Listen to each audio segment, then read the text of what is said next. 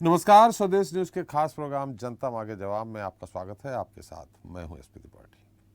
वो स्याह रात और चीखती सुबह, भला उस मंजर को कौन भूल सकता है।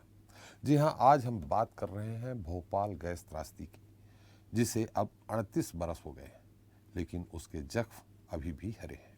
उस काली रात के बारे में सोचकर गैस त्रासदी के पीड़ितों के आज भी रोंगटे खड़े हो जाते हैं, आंखों से आंसू छलकने लगते हैं, बात करते करते जुबान लड़खड़ाने लगती है।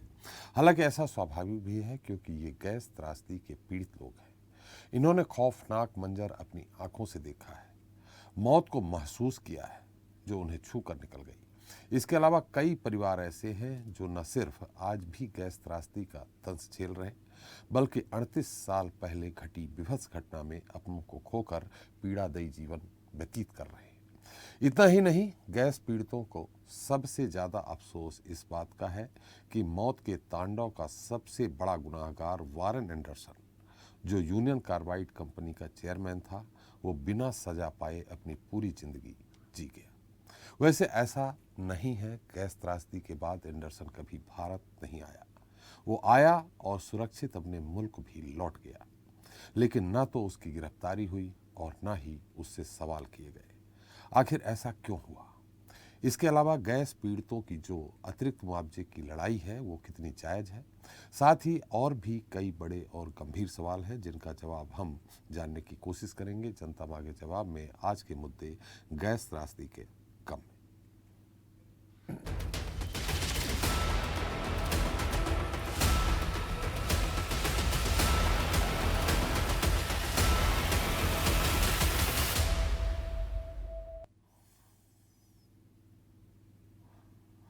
तो भोपाल में घटी दुनिया की सबसे बड़ी औद्योगिक गैस त्रासदी को 38 साल बीतने के बाद भी पीड़ितों के दिल में दर्द अभी भी कायम है।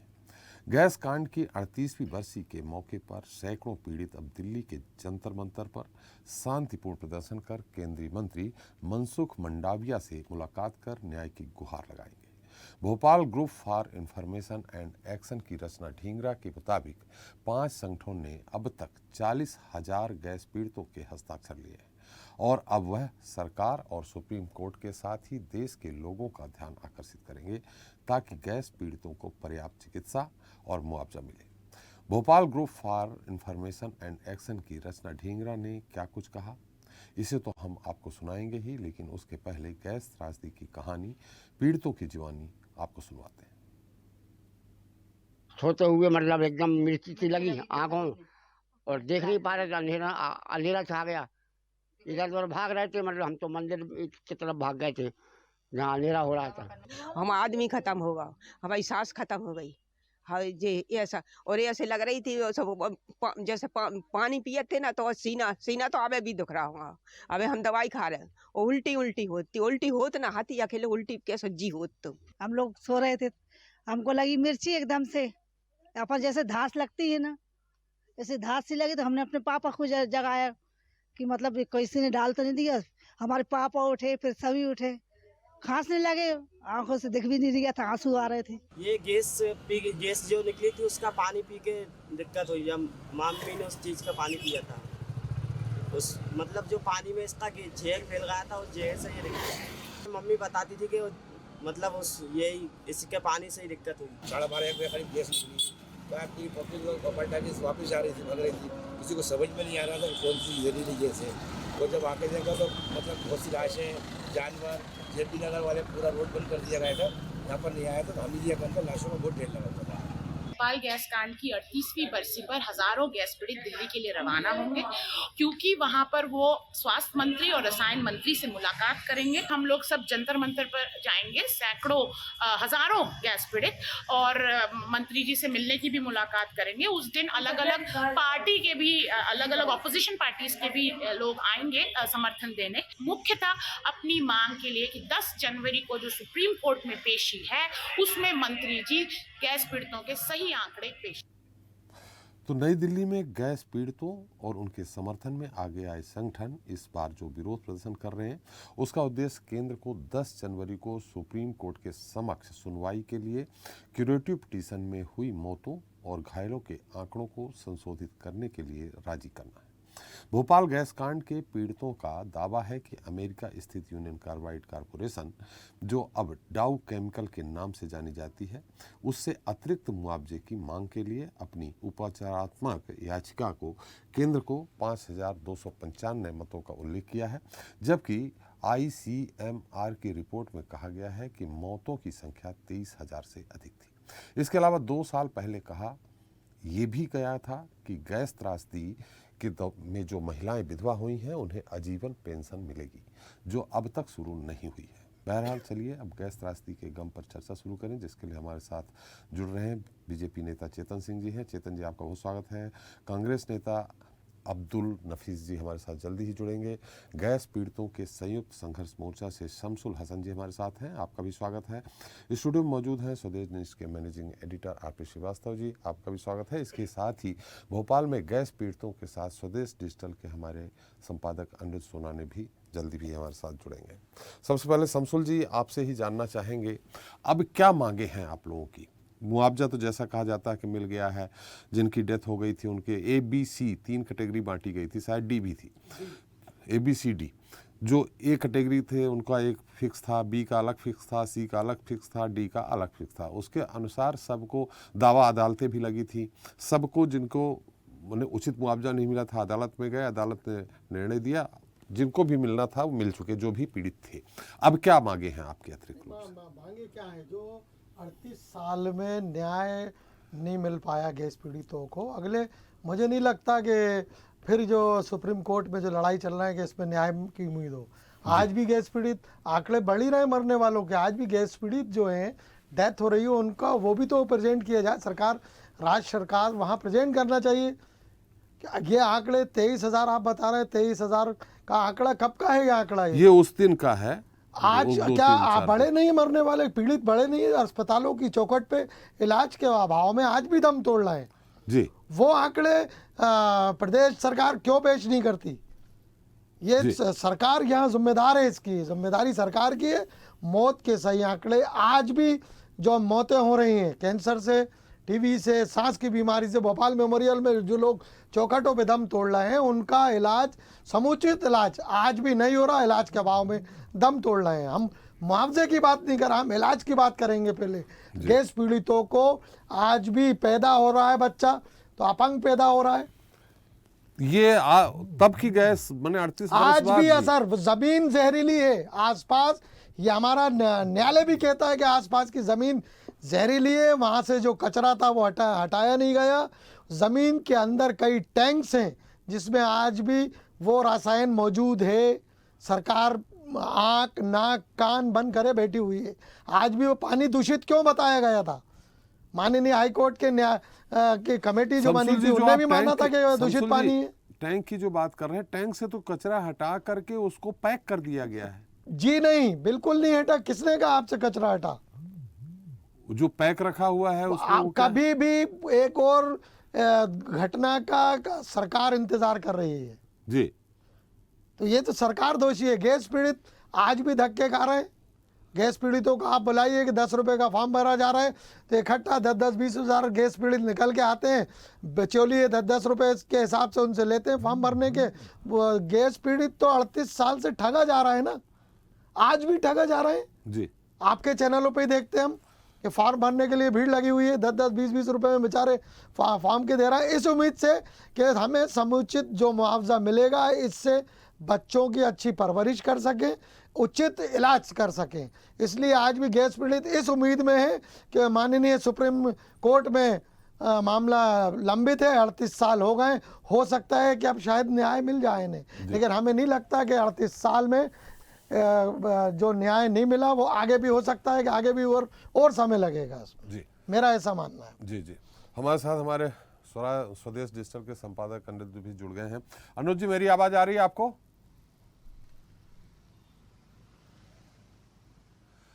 अनिरुद्ध जी, मेरी आवाज आ रही है आपको?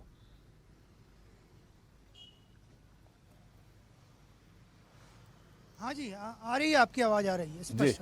अनुज जी, आपके साथ लोग भी हैं, क्या नज़ारा है? देखिए, आज ही के दिन 2 और 3 तारीख की दरमियानी रात में ये त्रासदी हुई थी, जो आज भी उस समय जो लोग उस समय गवाह हैं उस त्रासदी के, वो आज भी दहल जाते हैं उस त्रासदी को याद करके भी। हमारे आरपी श्रीवास्तव मैनेजिंग एडिटर भी हैं, वो भी उसमें वहाँ मौजूद थे।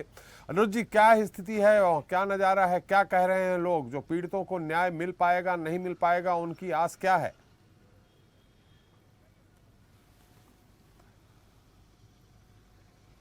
नहीं, इस वक्त देखिए मैं बिल्कुल यूनियन कार्बाइड फैक्ट्री के सामने खड़ा हूँ।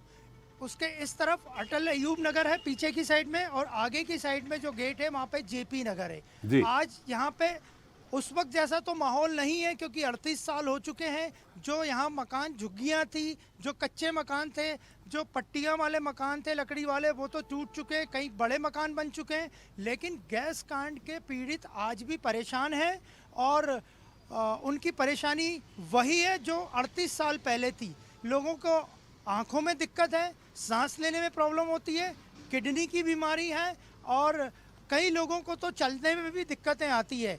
यहाँ पे शाम को इस 2 और 3 दिसंबर की रात को जो गैस रिसी थी उसका असर साफ देखा जा सकता है, और लोग एक लंबी 2 पीढ़ियाँ लगभग इस हादसे के बाद आ चुकी हैं, और उनमें से कई लोगों की मौत भी हो चुकी है। जी जी, आपके साथ कुछ लोग हैं क्या गैस पीड़ित जिनसे आप बात करा सकें?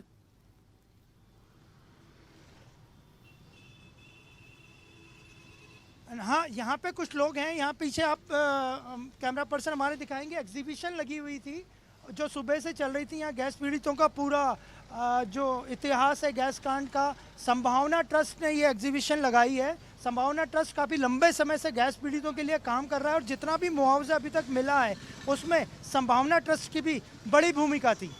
जी, सन 2000 में संभावना ट्रस्ट आया है। जी, चलिए अनुज जी, हम आपके पास फिर से आते हैं। हम चलते हैं, हमारे बीजेपी नेता हैं चेतन सिंह जी, उनके पास। आप नज़र बनाए रखिए, संभव हो तो कुछ लोग जो संभावना ट्रस्ट से जुड़े हैं या वहाँ जो लोग उपस्थित हों उनसे भी बात करिएगा। हम आपके पास फिर आते हैं, आप हमारे साथ बने रहिए।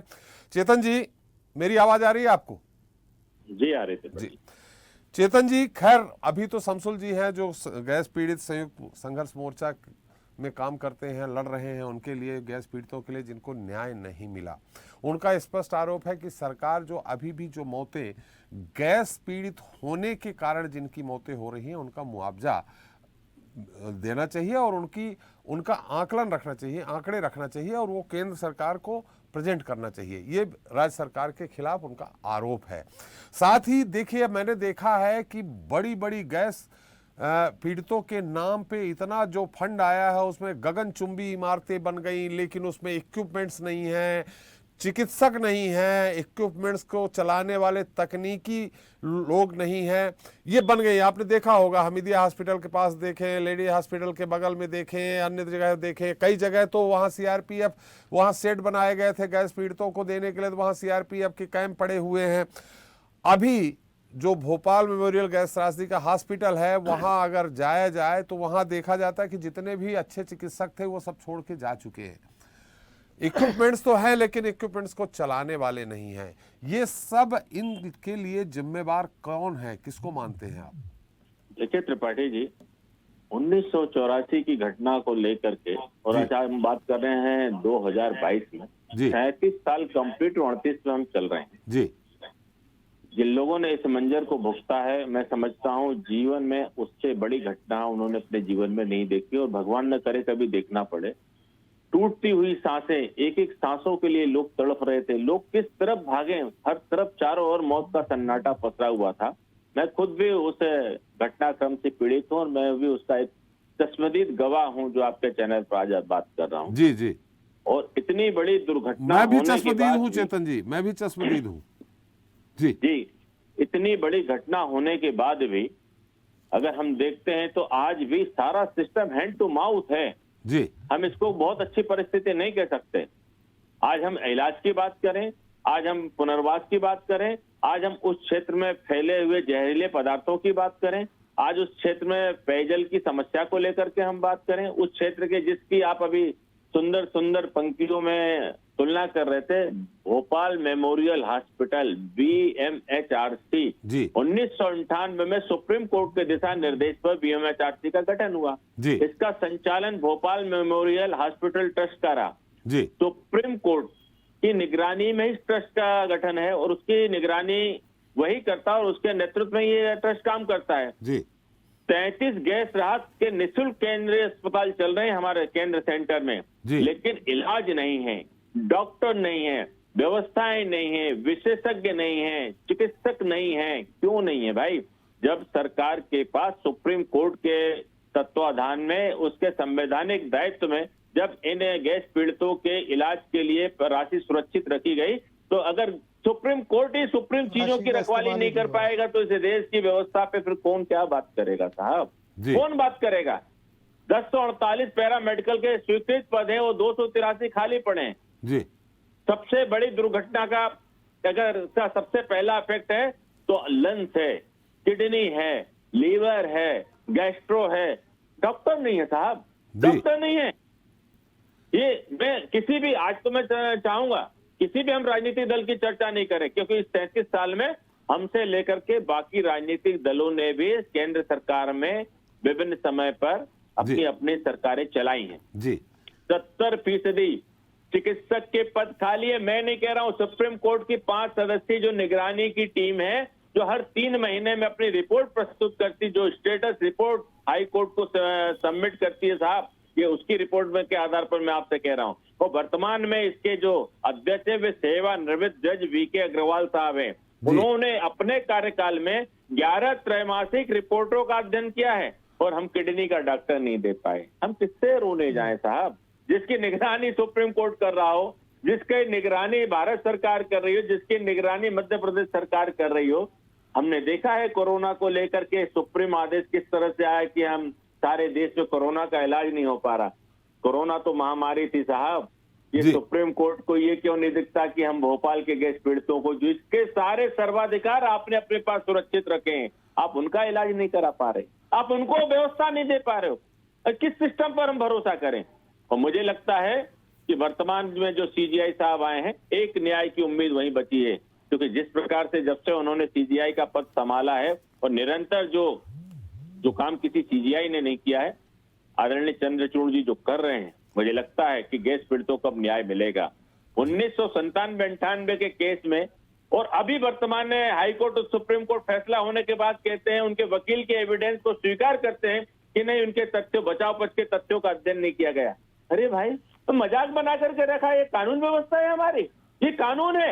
ये कौन सा कानून है? ये हिंदुस्तान में ये भोपाल की गैस ट्रेजेडी को लेकर के कौन से न्यायालय में ऐसी बहस होगी साहब? कानून अंधा बन करके बैठा है, किसको न्याय मिलेगा? 25 साल बाद आप कह रहे हो कि एविडेंस का अध्ययन नहीं किया गया, पर्याप्त साक्ष्यों को कोर्ट ने समझा नहीं। वो समझा नहीं है तो उसमें भोपाल गैस पीड़ितों का कौन सा दुर्भाग्य साहब? उनका कसूर तो बताइए कि उनका कसूर ये बिलखते बच्चे। अभी तो मैं एक नाम देता हूं आपको, अभी 3-4 दिन पहले की घटना है, कृष्णा जगताप। वो 9 साल का था उस समय जब ये घटनाक्रम हुआ और भगदड़ में उसका घुटना टूटा है जी। तो सब अस्पताल चला गया साहब, उसको इलाज नहीं मिलता, उसको डॉक्टर नहीं मिलता, उसको दवा नहीं मिलती और उसको बोला क्या जाता है कि मास्टर लाल सिंह अस्पताल में जाकर के जो दवा मिल रही है उसको आप ले लीजिए। भोपाल मेमोरियल अस्पताल में किस प्रकार की बदतमीजी गैस पीड़ितों के साथ की जाती है और डंडा क्या दिखाया जाता है? यहाँ सुप्रीम कोर्ट का आदेश चलता है, हम मध्य प्रदेश सरकार के आदेश को मानते नहीं। ये इस तरह की व्यवस्था करके मरीजों के साथ किसको मानते हैं? दोषी किसको मानते हैं चेतन जी? क्या उच्चतम सुप्रीम न्यायालय व्यवस्था दोषी है साहब? सुप्रीम व्यवस्था दोषी है। मैंने कहा ना, इस 37 साल में सारी सरकारें आई और गई हैं। मैं किसी सरकार पर आक्षेप नहीं लगाना चाहता है, लेकिन सुप्रीम कोर्ट ने जब अपने सर्वाधिकार सुरक्षित रखे हैं और आपने जब ट्रस्ट का गठन किया है और आपने 5 सदस्यीय जब ट्रस्ट बनाए हैं, जब वो त्रैमासिक रिपोर्ट स्टेटस सिंबल सबमिट करता है और उसके बाद भी अगर व्यवस्था में सुधार नहीं होता तो समझिए आप इसका दोषी कौन है इसका दोषी? जब सुप्रीम न्यायालय ही व्यवस्था नहीं दे पाएगा तो सरकारें कितनी व्यवस्थाएं देंगी हम कल्पना कर सकते। बिल्कुल चेतन जी, बहुत बढ़िया आपने विचार अपने दिए, अपना मत दिया, आपने राजनीतिक दलों से उठ करके आपने अपनी बातें कही, आपने स्वीकार किया, आपने स्पष्टवादिता का सैल्यूट करता हूं कि चाहे मेरी सरकार हो चाहे दूसरी सरकार हो, कांग्रेस की हो, यूपीए के हो, सब दोषी हैं कहीं न कहीं इसमें। अब्दुल हफीज जी नफीस जी हमारे साथ हैं। अब्दुल जी, मेरी आवाज़ आ रही? जी आ रही है जी। हमारे साथ शमसुल जी हसन जी भी हैं, जो गैस पीड़ित संयुक्त संघर्ष समिति के से जुड़े हुए हैं। उन्होंने कहा कि अभी भी लोगों की मृत्यु हो रही है, मतलब उस समय जो गैस पीड़ित हुए होंगे वो अभी भी अपनी लंबी बीमारी के बाद मर रहे हैं, और राज्य सरकार वो आंकड़े ऊपर सुप्रीम कोर्ट तक पेश नहीं कर रही है। मौतों के आंकड़ों को लेकर के अभी भी कहीं न कहीं बहस छिड़ी हुई है। अभी हमारे चेतन जी बहुत वरिष्ठ हैं, भारतीय जनता पार्टी के नेता हैं, उन्होंने स्पष्ट रूप से कहा है कि सुप्रीम जिम्मेदार है, इसकी व्यवस्था जिम्मेदार है, और 33 जो हेल्थ केंद्र हैं वो चल रहे हैं, स्वास्थ्य केंद्र चल रहे हैं, लेकिन वहाँ डॉक्टर नहीं है, दवाई नहीं है, और जो भोपाल मेमोरियल हॉस्पिटल जो इतना बड़ा बना, कहने को सफ़ेद हाथी है, इलाज कुछ नहीं होता है, इलाज के लिए वो एम्स और दूसरी जगह ट्रांसफ़र कर दिए जाते हैं। किसको दोषी मान रहे हैं आप? देखिए 38 वक्त बीत गए, भोपाल गैस पीड़ित रोजगार, मुआवजा और इलाज के लिए लगातार भटक रहे हैं, चाहे वो सरकारें हो, चाहे वो सुप्रीम कोर्ट हो। अभी बहुत अच्छी बात चेतन जी ने कही कि इसकी व्यवस्था के लिए सबसे बड़ा दोषी सुप्रीम कोर्ट है। एक तरह से कोई मामला होता है सरकार के अधीन का तो 2 दिन में उसका फैसला हो जाता है, लेकिन 38 साल के बाद भी भोपाल गैस पीड़ित अपने मुआवजे के लिए, अपने इलाज के लिए भटकते फिर रहे हैं, लेकिन उनको ना तो मुआवजा मिल पा रहा है, ना उनको इलाज मिल पा रहा है, ना उनको रोजगार मिल पा रहा है। और जो भोपाल मेमोरियल हॉस्पिटल गठित किया गया था वो इसी उद्देश्य से किया गया था कि भोपाल के गैस पीड़ितों को सही उचित इलाज हो, उनका सही इलाज अब्दुल जी थोड़ा समय रोकूंगा। हमारे स्वदेश डिजिटल के संपादक अनुज जी हैं, जिनके साथ जो इस समय यूनियन कार्बाइड जहां स्थित थी उसके ठीक सामने खड़े हुए हैं, और उनके साथ कुछ गैस पीड़ित अभी भी हैं। हम उनके पास एक बार फिर चलते हैं। अनुज जी, आपके साथ गैस पीड़ित हैं, क्या कह रहे हैं वो? कल जो जंतर मंतर प्रदर्शन करने जा रहे हैं उससे उनको कोई आस बंध रही है कि नहीं बंध रही है? आप बताएं, उनसे बात करें।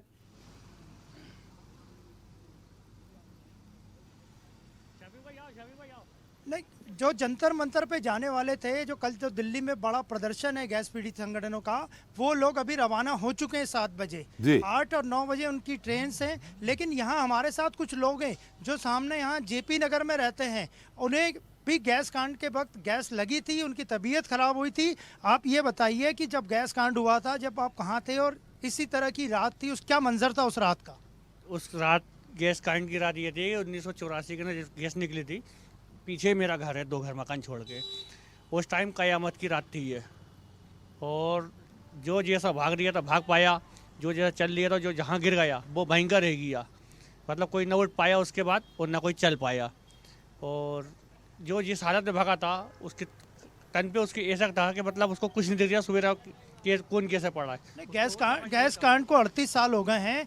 जब ये 1984 में गैस कांड हुआ था, उस वक्त आप कितने साल के थे, और उस रात की सुबह किस तरह की थी, ये बताइए। उस रात को उस पार में था 8-9 साल का उस टाइम पे, और उस रात मतलब ऐसी गैस जल रही थी ज़मीन से इतने ऊपर। हम लोग सो रहे थे, हमें तो कुछ मालूम नहीं था उस टाइम पे। पब्लिक भाग रही थी रात में 2 बजे करीब, तो हमने जब बाहर निकल के देखा तो ऐसा लग गया किसी ने मिर्चें जलाई हैं। जब हमने बाहर निकल देखा तो पब्लिक कह रही थी भागो भागो, हम लोग भाग रहे थे, तो हम भी उनके साथ भाग गए। कौन कहाँ भागा था हमें अब खुद नहीं मालूम। हम उस पार पहुँच गए थे अब्दुल्लागंज। आपके घर में भी किसी की मौत हुई या कोई दुर्घटना? कोई मौत नहीं हुई है। जिस दिन ये गैस निकली थी पूरे मोहल्ले में ये भगदड़ मच रही थी, और आजू बाजू से ये अफवाह आ रही थी कि किसी ने मिर्चें जला दी। 1 घंटे बाद ये पता चला कि यूनियन कार्बाइड की गैस लीक हो चुकी है। उस वक्त करीबन 11 या 12 का टाइम था। फिर हम लोग भागने लगे तो पता चला कि एक मेला लग गया भोपाल में, कि एक कुपरे गिर रहे हैं, एक कुपरे उठ रहे हैं। पता चला कि आंखें मिच रही हैं और प्यास ऐसी लग रही, तो हमने तो नाली का पानी पिया, ठीक है ना। उस समय तो ऐसी प्यास लग रही थी, हमने तो नाली का पानी पिया। फिर हम होशंगाबाद गए तो वहाँ पे सुबह भर्ती रखा उनने, फिर वहाँ से रवाना करा कि भोपाल गैस बंद हो चुकी है। जब गैस रिसी थी तो पुलिस या कोई कानून सहायता नहीं थी, पुलिस की कोई सहायता नहीं थी। या तो उस वक्त कांग्रेस का सरकार हो या बीजेपी की सरकार हो, उस सरकार से कोई मान्यता नहीं मिली, कोई राहत नहीं मिली है। उस रात को पुलिस का मूवमेंट था यहाँ? नहीं, पुलिस का कोई मूवमेंट नहीं था, पुलिस थी नहीं उस समय पे। फिर आप लोगों को कौन बचा रहा था? आप लोग हम एक दूसरे के लिए भाग रहे थे, बस इसको हमने बचाया, इनको हमने बचाया, ऐसे सहायता हुई है, हमारी कोई सहायता नहीं हुई। अभी भी आपको कोई दिक्कत है, शरीर में परेशानी है? दिक्कत है ना, मेरी सांस फूलती है, मैं 53 साल का हूँ, मैंने गैस खाई हुई, मैंने नाली का पानी पिया हुआ है। ये सरकार बहुत आई और घुस गई। जिस समय चुनाव का प्रचार होता है उसी समय ये मुद्दा उठता है, क्योंकि जेब गर्म हो जाती है उधर, इधर मामला ठंडा हो जाता है। आप ये बताइए कि इतने सारे गैस पीड़ित संगठन काम कर रहे हैं, आपको उन्हीं की वजह से मुआवजा भी मिला है? क्या मुआवजा मिला? मरने वाला को भला कर दिया है, और जो जिंदा है सांसें फूल रही हैं, कहीं हॉस्पिटल में जा रहा है, कहीं धक्के खा रहा है, पैसे का कोई पता ही नहीं हो, 2 बार के 25-25 हजार दे दिए, क्या होता है उससे? ये गैस पीड़ितों के लिए जो अस्पताल खोले गए हैं भोपाल मेमोरियल, उसकी व्यवस्था ठीक लगती है आपको? भोपाल जो मेमोरियल खोला है, कहता है लाइन में लगो, राशन कार्ड लेकर आओ, आज ये दवाई नहीं है तो कल वो दवाई नहीं है, चक्कर काट के परेशान है, सब मेडिकल में बेच देते हैं ले जाके। उसके अलावा भी जो गैस राहत के अस्पताल खुले हुए हैं, कोई फायदा नहीं है साहब, 1-2 गोली पकड़ाए थे, जाओ ठीक हो जाओगे, बस ये फायदा, और कोई फायदा नहीं है बस। क्या लगता है आपको, इतने साल हो गए, इतनी खतरनाक गैस हादसा आपने देखा है, आपको भी आज कोई दिक्कत है? तकलीफ है ना साहब, मेरे कमर में यहाँ से यहाँ तक दर्द है, मैं जब गिरा था ना उसके बाद आज तक मेरे दर्द है कमर के अंदर, जो सही नहीं चल पाता मैं, मेरे कमर में दर्द है, मैं सही नहीं चल पाता उसकी वजह से। और आपके परिवार में? आप मेरे परिवार में कौन है? जो गैस कार्ड में बहुत है बड़े 4-5 सब खत्म हो गए, अब मेरे और कोई नहीं है इसके अंदर, सिर्फ मेरा परिवार है, मेरे बच्चे और मैं हूँ, वाली मेरा एक भाई है। तो आपने देखा कि आज भी ये सामने जेपी नगर में ही रहने वाले लोग कितने परेशान हैं, वो खुद गैस पीड़ित है, जब उनकी उम्र 8 से 10 साल थी, आज वो 52, 53, 55 साल के हो चुके हैं, लेकिन उनकी समस्या आज भी बनी हुई है और सरकारों पे बिल्कुल विश्वास नहीं है, जितने भी गैस पीड़ित आज यहाँ बचे हुए हैं। अनुज जी, एक बार और थोड़ा सा बहुत मार्मिक सवाल था वो, जिन्होंने कहा कि उनके परिवार से सब खत्म हो गए, थोड़ा सा एक बार उनसे पूछे कि कौन कौन खत्म हुए, और परिवार के जो लोग खत्म हुए उसके हिसाब से, जैसे कहते हैं पर व्यक्ति के हिसाब से मुआवजा मिलना था, वो क्या मिला है उनको, कितना मिला है, और नहीं मिला तो क्यों नहीं मिला, मिला है तो किसको मिला?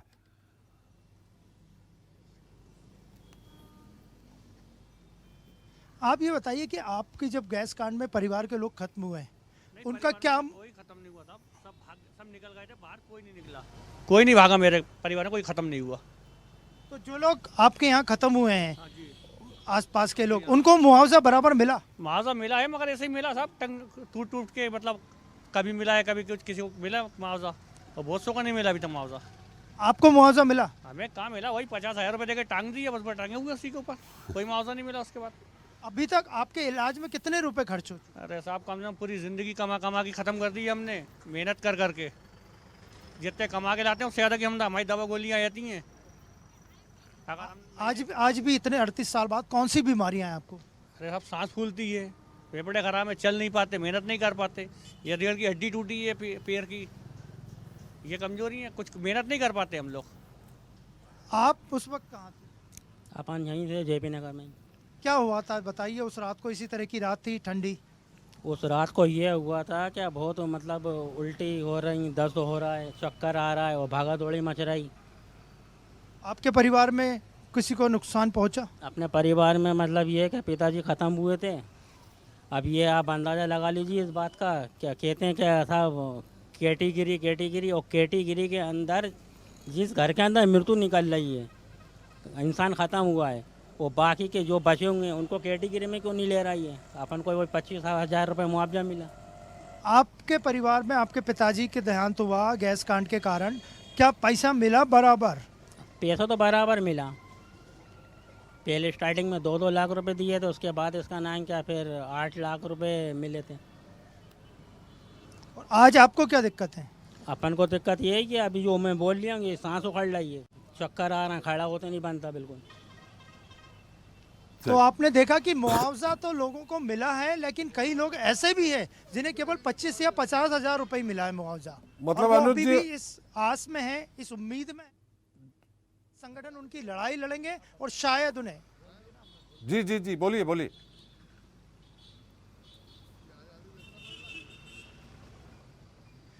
अभी भी कई गैस पीड़ित इस उम्मीद में है कि गैस पीड़ित संगठन जो उनकी लड़ाई लड़ रहे हैं, उनके कारण उन्हें मुआवजा और मिलेगा। जी चलिए, बहुत अच्छे सवाल किए आपने। आप थोड़ा सा बने रहिए, मैं एक बार फिर आऊँगा आपके पास। हमारे साथ अब्दुल नफीस जी बात कर रहे थे। अब्दुल जी, आपको रोका मैंने, अपनी बात पूरी करिए। देखिए 38 वर्ष बीत चुके हैं जी। गैस पीड़ितों का इलाज, मुआवजा, रोजगार की समुची व्यवस्था सरकारें नहीं कर पाई हैं जी। और सरकारें जो भोपाल में मेमोरियल हॉस्पिटल बना था, उस मेमोरियल हॉस्पिटल की दयनीय स्थिति है। वो खुद वेंटिलेटर पे लोगों का इलाज करने के लिए बना था, लेकिन वो खुद अपने आप में एक वेंटिलेटर पे पड़ा हुआ है जी। वहां पर लोगों का सही इलाज नहीं हो पा रहा है। भोपाल मेमोरियल हॉस्पिटल का रिसर्च सेंटर जो कि संचालित है, वह दयनीय स्थिति में है। गैस पीड़ित राहत अस्पतालों के स्टाफ उसमें कमी है, जिसके कारण मरीजों का लगातार रेफर किया जाता है कि Bhopal memorial hospital refer hospital के रूप में जाने लगा है। दूसरा, आज जो 38 वर्ष बीतने के बाद भी, क्या है वो केंद्र में किसी भी राजनीतिक दल की सरकार हो, उन्होंने मुआवजा और यहाँ के इनके इलाज की समुचित व्यवस्था नहीं की। 15 साल से मध्य प्रदेश में एक राजनीतिक दल भारतीय जनता पार्टी की सरकार है, वो केंद्र में 8 साल से मोदी जी की सरकार है। लेकिन मोदी जी की सरकारों के अंदर सुप्रीम कोर्ट से लगातार ऐसे फैसले हो जाते हैं जो कि चंद दिनों के अंदर धार्मिक कोई अगर मामले होते हैं उनके फैसले तो हो जाते हैं, लेकिन 38 सालों के अंदर भोपाल गैस पीड़ितों के लिए कोई पहल ना तो मोदी जी ने करी और ना मध्य प्रदेश की सरकार ने करी। भोपाल आपका मतलब है कि मोदी जी के रहते सुप्रीम कोर्ट भी प्रभावित है? बिल्कुल बिल्कुल, ये फैसले जो आते हैं एकदम किस आधार पे आ जाते हैं? धार्मिक स्तरों के फैसले तो एक हफ्ता, महीना, 15 दिन के अंदर आ जाते हैं। कौन सा आया धार्मिक स्थल एक हफ्ते, महीना, 15 दिन में? कितने आप ये देखिए ना, अभी नहीं, कौन सा आया बताएंगे? ये अपना कृष्ण जन्मभूमि वाला मसला नहीं, अभी तो उसका कुछ ऐसा फैसला नहीं आया। नहीं, फैसला फौरन उस पर स्टे लिया और स्टे लेकर के उसको लगा करके और उस पर रोक लगाई। ये फैसला ही हुआ एक तरह का पूरा। उसका फैसला और स्टे में बहुत अंतर है। नहीं, फैसले भी अभी अयोध्या जैसे फैसले आए, उन्हीं के राज्य में। अयोध्या कितने सालों से चल रहा है, आपको मालूम है? उसको मॉनिटर में साल 2 साल के अंदर ही निपटारा करा नहीं करा उसका। नहीं, कितने सालों से चल रहा है ये मालूम है आपको? चल सकता था। नहीं, आप ये बताइए, अगर इतने सालों से चल रहा था तो और भी साल चल सकता था। मतलब शायद अब्दुल जी आपको मालूम होगा अयोध्या का मामला कितने सालों से चल रहा था, हाई कोर्ट से होते हुए सुप्रीम कोर्ट तक पहुंचा है। अभी ऐसे कई मामले हैं जिनमें सुप्रीम कोर्ट ने बहुत जल्दबाजी में फैसले भी करे हैं, आप ये देखिए। वही तो मैं आपसे जानना चाह रहा हूँ, कौन से मामले हैं, हमारा जनरल नॉलेज बढ़ जाएगा। भोपाल के गैस पीड़ितों का सुप्रीम कोर्ट फैसला नहीं कर पाए। 5 गुना मुआवजे की याचिका कितने वर्षों से लगी हुई है, उन 5 गुना मुआवजे तक के लिए अगर फैसला नहीं कर पाएगी, कोई निर्णय नहीं ले पाएगी। भोपाल के गैस पीड़ित आधे से ज्यादा मर चुके हैं मुआवजे के अभाव के कारण, इलाज के अभाव के कारण। जब इंसान मरी जाएगा तो उसको मुआवजे की क्या? बिल्कुल अब्दुल जी, ये आप आरोप लगा सकते हैं कि 38 साल हो गए, हालांकि सुप्रीम कोर्ट में 38 साल नहीं हुए हैं, लंबा समय हो गया। उनको इस मुद्दे पे भी ध्यान देना चाहिए। याचिकाएं चलते हुए 26-27 साल हो चुकी हैं जी। याचिकाएं कोई एक छोटा मामला नहीं होता, 26-27 साल, 28 साल। हाँ, ये आप कह सकते हैं कि जल्दी फैसला होना चाहिए। हमारे साथ हमारे managing editor RP Srivastava ji. Srivastava ji, आज आपसे अपने मैनेजिंग एडिटर के रूप में नहीं, हम उस रूप में आपसे जानना चाह रहे हैं, आपने वो मंजर देखा है, उस रात में आपने बहुत कुछ निडरता दिखाते हुए आपने लोगों को निकालने का भी काम किया है। साथ ही आपने जब ये गैस कांड हो गया था तो एक कंपनी के साथ आपने वहाँ लोगों को राहत भी बांटने का काम किया, कई तरह के आपने वो सारा हम आपसे थोड़ा संक्षेप में सुनना चाहते हैं कि कैसा मंजर था, आप बेहतर बता सकते हैं। और मंजर जब ही हो गया, जब 12 साढ़े 12 बजे भगदड़ मचती है, रेडियो में आकाशवाणी से जब कहा जाता है कि गैस फूट जाने की खबर झूठी है, फिर लोग भागते हैं, वो भी आपने सब देखा। थोड़ा जानना चाहेंगे कैसा था मंजर? देखिए त्रिपाठी जी, जो उस दौरान जो घटना घटी, मैं यहाँ 7 नंबर पे रहता था, मेरे कुछ लोग न्यू मार्केट में भी रहते थे, मेरे परिचित लोग रहते थे। अचानक जैसे ये बात आती है कि गैस रिसाव हुआ है 2-3 नवंबर की दरमियानी रात, तो दिसंबर की दरमियानी रात, तो अब क्या हुआ कि हमारे पास कुछ लोग भागते हुए आए जी, और मैं भी अचानक रात को उठा, और मतलब मॉर्निंग आवर्स का ही घटना है, तो मैं उठा और सीधे सबसे पहले तो मैं उन लोगों तक गया जो न्यू मार्केट में रहते थे, उनको लेकर आपके पास वाहन था? हाँ वाहन था हमारे 4 व्हीलर पास। था? जी 4 व्हीलर था जी। तो उनको लेकर के मैं 7 नंबर पर आया। लेकिन क्या था कि इस तरफ न्यू मार्केट वाले एरिया में उतना ज़्यादा उसका असर नहीं था जी। और लेकिन जो भीड़ आ रही थी बड़ी काफ़ी संख्या में लोग भाग रहे थे तो हम लोग क्या सारा का सारा किसी के समझ में नहीं आ रहा था त्रिपाठी जी कि करना क्या चाहिए। जैसे नहीं होता कि एक अचानक कोई ऐसी घटना होती है। अच्छा वो चूँकि गैस जहरीली गैस का रिसाव था इसलिए किसी को ये भी नहीं समझ में आता था कि ये किधर से आ रही है। जहाँ भी जिस इलाके में आपने देखा होगा कि स्टेशन के आगे जो है छोला रोड और स्टेशन रोड वाले एरिया में उधर की तरफ थोड़ा हवा भी का रुख भी था तो काफ़ी लोगों का जो है वहाँ मौतें भी हुई और लोगों पर असर भी करा जी। एक जो सबसे बड़ी बात थी कि जो दूसरे दिन जब एक भगदड़ और मचती है कि वहाँ पर क्या होता है कि पूरा जैसे लगा कि फिर से गैस का रिसाव हुआ तो एक बड़ी भगदड़ हुई और सारे लोग मैंने जहाँ तक देखा कि लोग इधर ये जो मिसरोद की तरफ भागते हुए काफ़ी भारी संख्या में लोग जा रहे थे। किसी को सबको अपनी जान की परवाह थी। किसी ने किसी को इवन मैंने तो ये भी देखा कि जो जैसे परिवार का एक सदस्य है और मतलब जो घर के लोग हैं उनमें भी लोग एक दूसरे को छोड़ के भागने की स्थिति में आ गए थे क्योंकि किसी के समझ में कुछ भी नहीं आ रहा था त्रिपाठी और लोग जो है भागते। उसमें भी देखिए भगदड़ के दौरान भी कई मौतें हुई। जो लोग गिर गए बेचारे उनके ऊपर से भी लोग निकल गए। तो एक जो है एक जिसे कहते हैं अनियंत्रित व्यवस्था जिसमें किसी का कोई भी कुछ भी काम नहीं कर रही। इवन शासन प्रशासन और तमाम लोग जैसे नहीं होता किंग कर्तव्य विमूढ़ हो गए थे और किसी के समझ में नहीं आता और ऐसी दशा में कोई मदद करने की स्थिति में भी नहीं रहता। आपने अभी हाल में देखा कोरोना काल में क्या स्थिति हुई लेकिन वो तो स्थिति और भी इससे भयानक थी और मेरे ख्याल दुनिया का सबसे बड़ा इंडस्ट्रियल डिसास्टर है और इसमें जो है किसी को मतलब जो भी सरकार भी हो पुलिस प्रशासन हो चाहे कोई हो कोई किसी को जाके सिवाय इसके कि लोग जहाँ फंस गए उनको निकालने के अलावा कोई चारा नहीं था। दूसरी बात है कि अगर आप जा रहे हो तो आप खुद भी प्रभावित हो जाओगे जी। तो ये स्थितियाँ थी। मैं फिर एक दिन बाद मैं खुद छोला रोड गया हुआ था। मेरे साथ कुछ लोग थे, कुछ NGO थे, कुछ ऐसे जो है समाज सेवी संगठन भी थे, कंपनी भी थे और हमने पूरा वहाँ सर्वे कराया। तो आप देखिए कि जब हम पहुँचे तो वहाँ कोई दिखाई ही नहीं दे रहा था दूर तक। काफ़ी एकदम पूरा खाली था। कुछ लोग इक्का दुक्का लोग जो है मिले हमसे। फिर हम दूसरे दिन लौट के आए। हमारे कुछ साथी बाहर के भी NGO के लोग आए थे और वो लोग भी गए। एक सर्वे भी किया वहाँ पर, एक छोटा सा सर्वे किया कि किन किन लोगों ने प्रभावित उनको क्या मदद की जाए। थोड़ी बहुत मदद की भी गई हमारे द्वारा, हमारे साथियों के द्वारा। तो मैंने वो देखा। लेकिन एक सबसे बड़ी बात है कि जो अभी चेतन भाई कह रहे थे या जो स्थितियाँ निर्मित हुई, एक तो ये था कि तात्कालिक जो है गैस के रिसाव से कुछ लोगों को तत्काल मृत्यु हो गई, कुछ और सीवियर थे तो कुछ दिनों बाद उनके ऊपर असर हुआ और वो असर आज 38 साल तक है।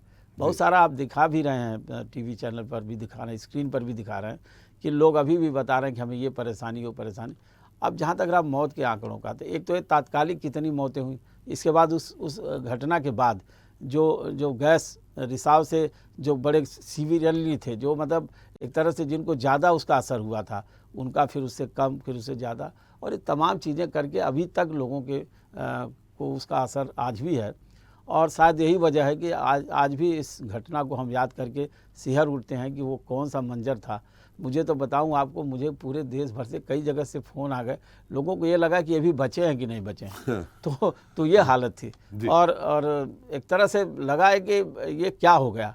और शायद ये वजह है कि ये इतने खूबसूरत शहर में इस तरह का जो हादसा हुआ है, शायद दुनिया में जिसको आप कह सकते हैं कि कोई भी देश, किसी ने भी इस तरह का हादसा नहीं देखा होगा जो हमारा जो भोपाल देखा और यहाँ के लोगों ने जो झेला है। आज जो मुआवजे की बात हो रही, तमाम चीज़ें बात हो रही, एक जो सबसे बड़ी बात है कि मान लीजिए कोर्ट के पास, सुप्रीम अदालत के पास है, तो निश्चित रूप से फैसला होना चाहिए। और दूसरे जो लोग अभी प्रभावित हुए हैं, मौतों के आंकड़ों का जहाँ तक सवाल है, अब ऐसा नहीं कि एक दिन के मौतों के आंकड़े से ही छुट्टी मिल जाएगी उनको डे बाई डे लोगों को इलाज नहीं मिल रहा है। लोग गंभीर बीमारियों से पीड़ित हैं, सांस की प्रॉब्लम है उनको, किडनी की प्रॉब्लम, तमाम गंभीर बीमारियों से पीड़ित हैं। तमाम यहाँ पर बड़े BMHRC जैसे हॉस्पिटल बना दिए गए, यहाँ सुविधाएं नहीं हैं। तो इन सारी चीज़ों की निगरानी भी होनी बहुत ज़रूरी है। चूँकि सुप्रीम अदालत जो अभी ये संगठन जा भी रहे हैं, तो निश्चित रूप से इस पर कोई न कोई फैसला आना चाहिए और उन लोगों को मिलना चाहिए मुआवजा, उन लोगों को राहत मिलनी चाहिए जो अभी तो कुछ लोग जो जीवन से भी संघर्ष कर रहे हैं, उनका भी इलाज प्रॉपरली होना चाहिए। लेकिन वो हादसा त्रिपाठी जी इतना गंभीर और इतना भयावह था कि कि जिसकी कल्पना करना बड़ा आज भी जो है सिहर उठता आदमी कि शायद उस मंजर से बचा कैसे।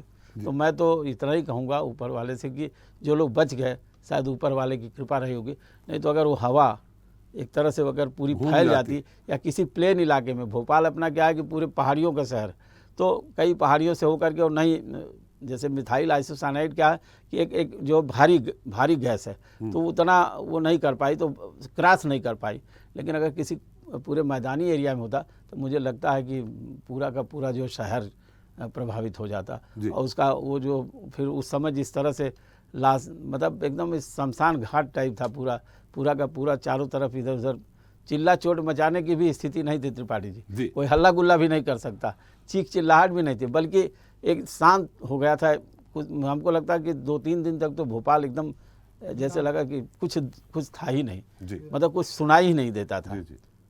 तो ये था त्रिपाठी जी। और उस समय जो हम लोगों ने अनुभव किया, जो मैं खुद उसका चश्मदीद हूँ कि उस दौरान क्या हुआ, और शायद आज जो चीज़ें हैं अब धीरे धीरे सामान्य जरूर हो रही हैं, लेकिन उन लोगों को, उन आत्माओं को भी शांति ईश्वर दे जो नहीं है, लेकिन जो भुगत रहे हैं उनका भी इलाज होना जरूरी है। त्रिपाठी बिल्कुल सही कहा आपने, उसका चश्मदीद तो मैं भी हूँ, लेकिन चूंकि अब आपने सारी बातें बता दी हैं। चेतन जी, मैं आपके पास आ रहा हूँ। अब्दुल जी ने बहुत सारे माने उनका कहना है कि केंद्र और राज्य सरकार ज़्यादा दोषी है, हालांकि सुप्रीम कोर्ट को भी सीधे सीधे तौर पे वो दोषी ठहरा रहे हैं।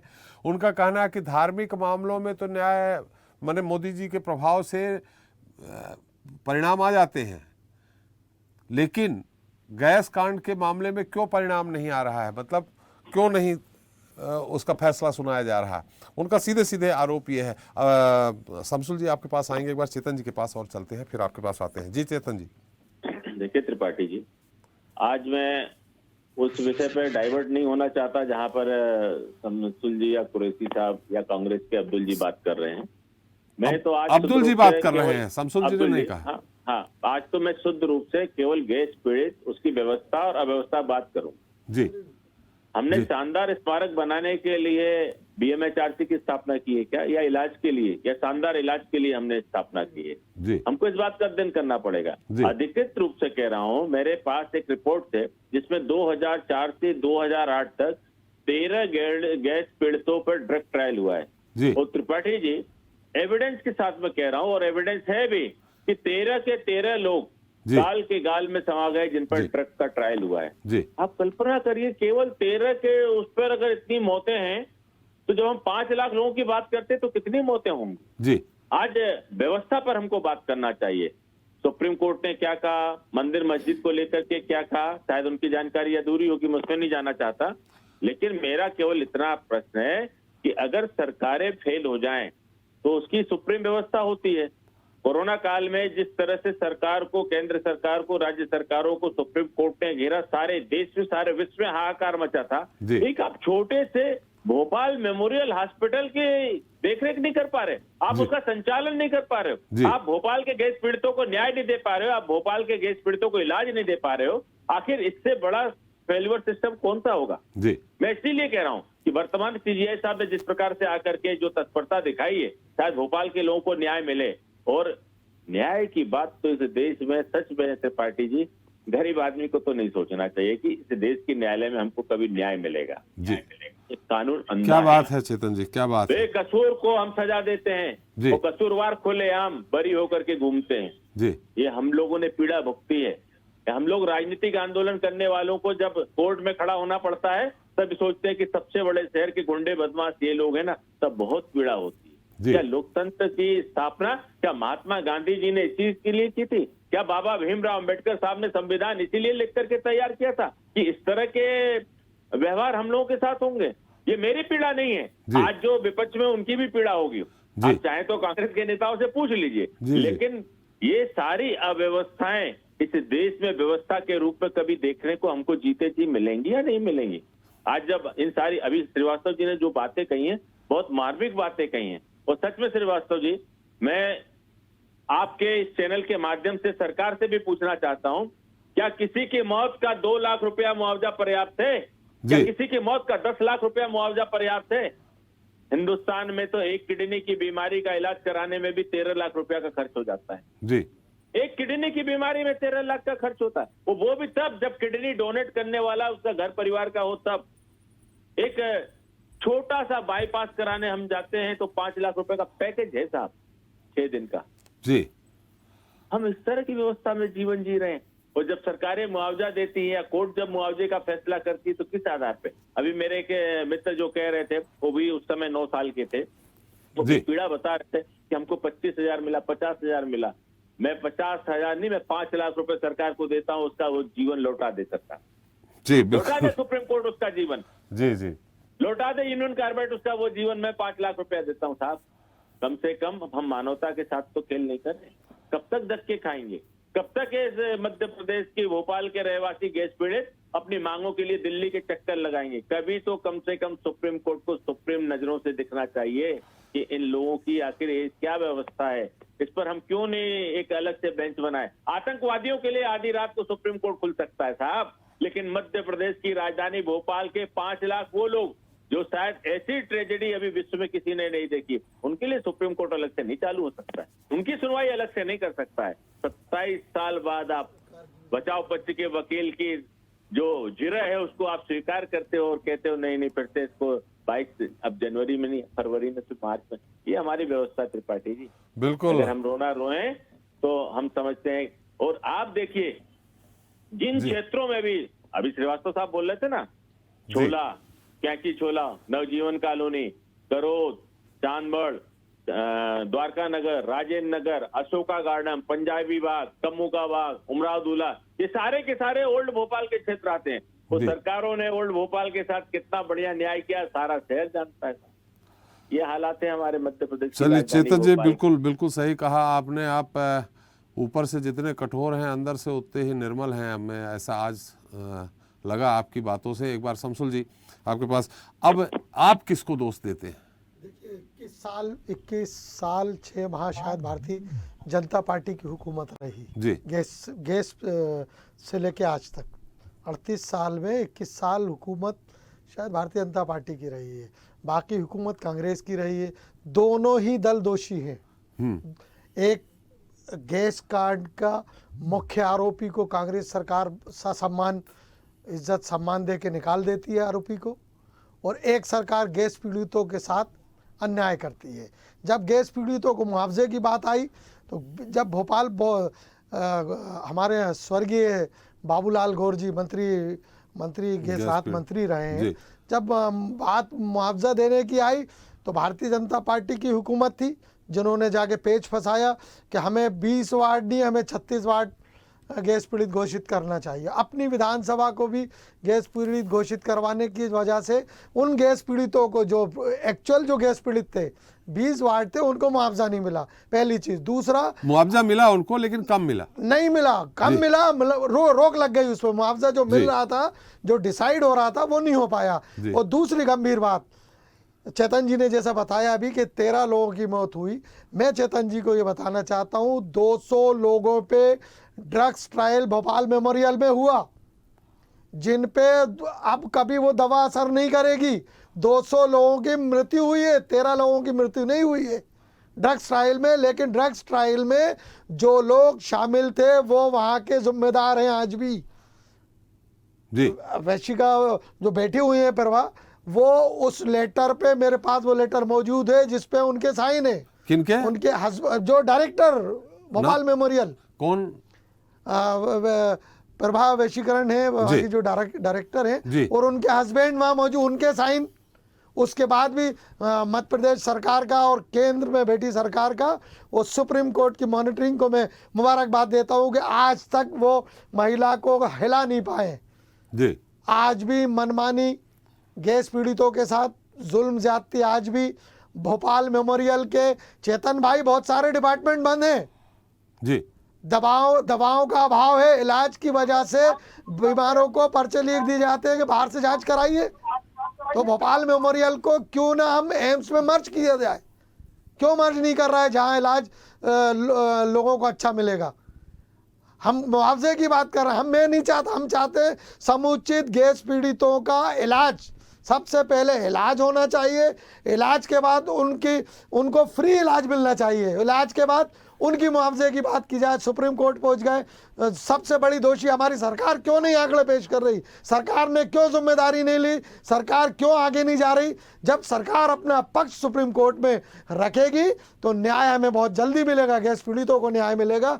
नहीं तो 38 साल जिस तरह सरकारों ने लटकाए रखा है, सुप्रीम कोर्ट में और 38 साल लटकाए रखेंगे ये लोग। जी, एक बार फिर चलते हैं हमारे अनुज सोनानी जी के पास। अनुज, मेरी आवाज आ रही है आपको?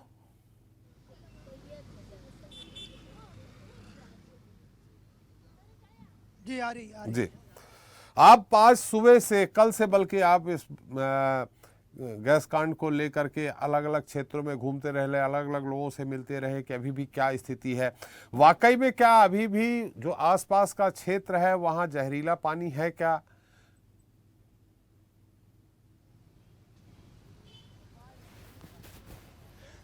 यहाँ जो आसपास का इलाका है, जब उस वक्त गैस रिसी थी, आज भी जहरीला पानी है या फिर नर्मदा का पानी या दूसरा पाइपलाइन से पानी आ गया है? पानी तो आता है लेकिन जहरीला भी मिल जाता है कभी कभी, लेकिन अभी जो थोड़ा बहुत नर्मदा का आ रहा है पानी। और ये पूरी कॉलोनी जो है जेपी नगर कॉलोनी, जिस वक्त मतलब गैस निकली थी 1984 के अंदर 2 दिसंबर में 2 तारीख की रात को इतना मतलब मजमा लगा था, इतना मजमा लगा था कि लोगों से चलते नहीं बन रहा था और ठोकरें लग रही थी और आदमी मर रहा था। वो काली रात जो है मतलब हम बचपने से देखते चले आ रहे हैं और आज तक हम उस काली रात को भूले नहीं हैं। हमारी बस्ती के सैकड़ों लोग ऐसे मरे कि मतलब उस वक्त सरकार ने किसी को नहीं देखा पलट के देखा हो। इतने हालत खराब कि जो मेरी माँ बहनें जो थी, जो छोटे छोटे बच्चे थे वो कंधे से लगे थे, किसी का ने रुपट्टा था तो किसी का ने कपड़े नहीं थे और तना ऐसे ही के ऐसे भागते फिर रहे थे जहाँ जिसको जगह मिल रही थी। लाशों का अंबाल लग रहा था कि देखा नहीं जा रहा था बिल्कुल।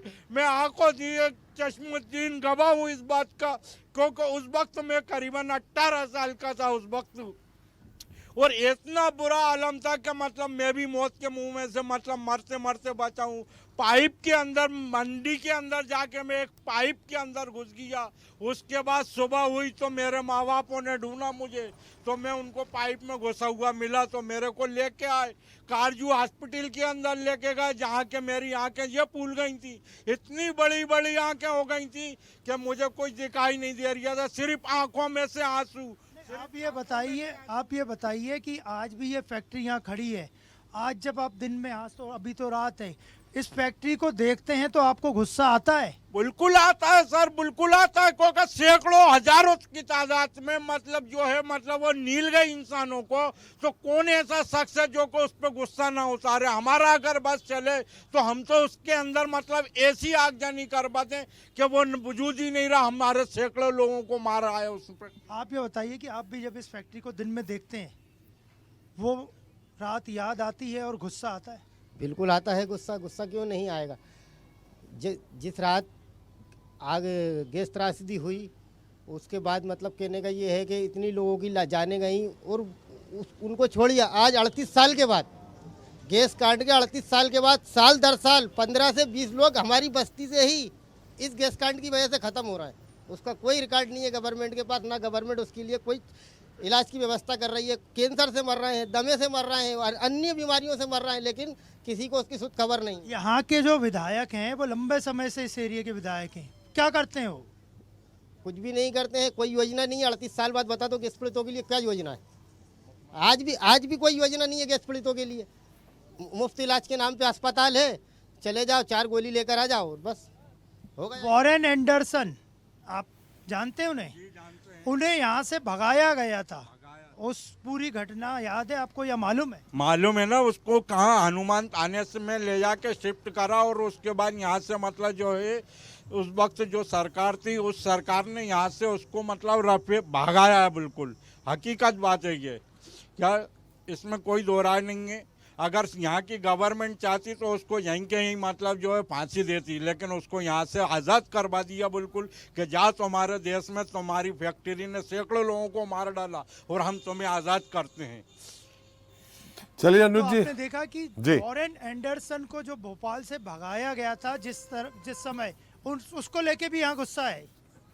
जी बिल्कुल बिल्कुल, बहुत अच्छी बात कही आपने, सवाल अच्छे किए आपने, और हमारे दर्शकों को जो मार्मिक अभी भी दृश्य देखने को मिला, जो आप लोगों से बात की, आपका बहुत बहुत धन्यवाद, आपने सारी जानकारी देने के लिए। चलते चलते श्रीवास्तव जी, बहुत दो लाइन में, क्या अभी 38 साल हो गए, अभी 38 साल के बाद और कितने साल लग सकते हैं ये जो याचिका चल रही है? देखिए त्रिपाठी जी, एक्चुअली क्या है कि अब ये सुप्रीम कोर्ट को तय करना कि इसमें कितने समय में जो है इस पर आने वाले समय में कितना जल्दी इस पर सुनवाई करते हो, इस पर फैसला दे। दूसरी सबसे बड़ी बात है कि सरकार की भी जिम्मेदारी है कि अपना बड़ी मजबूती से पक्ष रखे, ताकि जो कंपनी है एंडरसन, ये दाऊ कंपनी जो है, उस पर उसका पक्ष उतना मजबूत नहीं है। सरकार यदि अपना पक्ष मजबूत रखती है तो इसमें हो सकता है कि फैसला जल्दी आ जाए, लेकिन इसमें सरकार को भी अतिरिक्त जो है इसमें प्रयास करना पड़ेगा। केंद्र सरकार के जो सॉलिसिटर जनरल हैं, तमाम लोग इन लोगों की बातों को रखें। एक डेलीगेशन भी गया हुआ है, शायद उसका भी प्रेशर पड़े। लेकिन सबसे बड़ी बात है कि चेतन जी ने बहुत सारी कमियां गिनाई हैं और उन कमियों की तरफ सरकार का तो ध्यान जाना चाहिए। भले वो एक तरह से सुप्रीम कोर्ट की निगरानी में है, लेकिन सरकार को इस दिशा में सोचने का जो है सोचना चाहिए इसको। चलिए, बहुत बहुत धन्यवाद श्रीवास्तव जी आपका, शमसुल जी आपका, अब्दुल जी आपका और चेतन जी आपका, और एक बार फिर अनुज जी आपका बहुत बहुत धन्यवाद हमारे साथ चर्चा में शरीक होने के लिए, सारी जानकारी देने के लिए। तो वाकई में रात क्या होती है, ये कोई भोपाल के बासिंदों से पूछे। 38 साल पहले जो कुछ हुआ उसे अभी तो क्या कभी भी भुलाया नहीं जा सकता। गैस त्रासदी में हजारों लोगों ने अपनी जान गंवा दी, लेकिन जहरीली गैस की चपेट में आने के बाद जो जिंदा बच गए वो अब तक दर्द में है। और जब भी 2 और 3 दिसंबर की दरमियानी रात आती है तो सालों पुराने जख्म फिर ताज़ा हो जाते हैं। वो खौफनाक मंजर आंखों के सामने आने लगता है। हादसे का गुनाहगार वॉरेन एंडरसन तो बिना सजा पाए दुनिया से चला गया, लेकिन गैस कांड के जो पीड़ित हैं और जो उनकी मांगे हैं, उनमें से कुछ मांगे भी पूरी हो जाती हैं तो शायद उनके जख्मों पर मरहम लग जाएगा। इसी के साथ जनता मांगे जवाब इतना ही। नमस्कार।